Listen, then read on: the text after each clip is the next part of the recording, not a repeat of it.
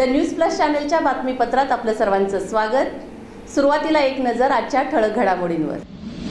महाराष्ट्रामध्ये प्लास्टिक बंदी असताना अनेक दुकानांमध्ये प्लास्टिक ठेवलं जात आहे। या विरोधात महापालिकेकडून 183 दुकानांची तपासणी करण्यात आली। या तपासणीमध्ये 28 दुकानांवर कारवाई करून 1,40,000चा दंड वसूल करण्यात आलाय। महापालिका आयुक्त शीतल तेलीउगले यांच्या आदेशानुसार अतिरिक्त आयुक्त रवी पवार यांच्या मार्गदर्शनाखाली सहाय्यक आयुक्त शशिकांत भोसले यांच्या नियंत्रणाखाली प्लास्टिक विरोधी कारवाई मोहीम राबवण्यात येते आहे। या अंतर्गत शनिवारी 28 डिसेंबर रोजी महापालिकेकडून कारवाई करण्यात आली। या कारवाईमध्ये 37.7 किलोग्राम प्लास्टिक जप्त करण्यात आलं। महापालिकेच्या घनकचरा व्यवस्थापन विभागाकडून शहरातील व्यापारी आणि नागरिक यांना जाहीर आवाहन करण्यात आलं होतं। तसंच विविध माध्यमातून प्लास्टिक पासूनच्या बंदी असल्याचं प्रसिद्धीकरणही करण्यात आलं।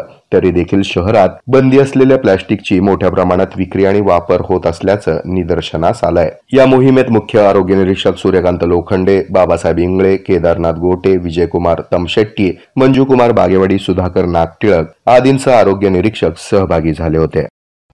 हे आहे मेट्रोकास्ट केबल नेटवर्क आणि आपण पाहत आहात द न्यूज